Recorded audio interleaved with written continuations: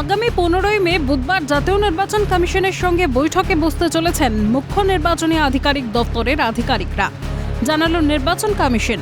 Commission সূত্রে খবর, এই দফায় আলোচনা হতে পারে আসন্ন পঞ্চম এবং ষষ্ঠ দফার নিরাপত্তা, ওয়েবকাস্টিং সহ সার্বিক প্রস্তুতি নিয়ে। কমিশনের তরফে আরও জানানো হয়েছে, আগামী সপ্তম দফার ভোটে বিশেষ নজর রয়েছে বসিরহাট পুলিশ জেলার অন্তর্গত সন্দেশখালীতে। প্রসঙ্গত 2024 লোকসভা ভোটের অনেক আগে থেকেই সন্ত্রাস এবং নারী নির্যাতনের অভিযোগে উত্তপ্ত হয়ে উঠেছে উত্তর 24 পরগনার এই দ্বীপ অঞ্চল। আগামী 1 জুন শেষ দফায় এই কেন্দ্রের নির্বাচন রয়েছে। সন্ত্রাসের আজ ভোটের দিনে যেন এই এলাকায় কোনোভাবে না পড়ে, তার জন্য সমস্ত রকম ব্যবস্থা গ্রহণ করতে তৎপর কমিশন। এছাড়াও আগামী 13ই মে রাজ্যে চতুর্থ দফার ভোট নিয়েও বেশ কিছু তথ্য দিয়েছে কমিশন।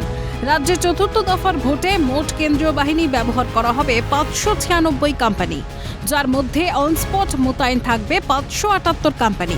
চতুর্থ দফার ভোটে মোট রাজ্য পুলিশ মোতায়েন থাকবে 33,471 জন।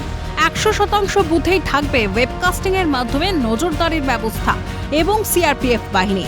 প্রত্যেক থানায় থাকবে একটি করে কুইক রেসপন্স টিম।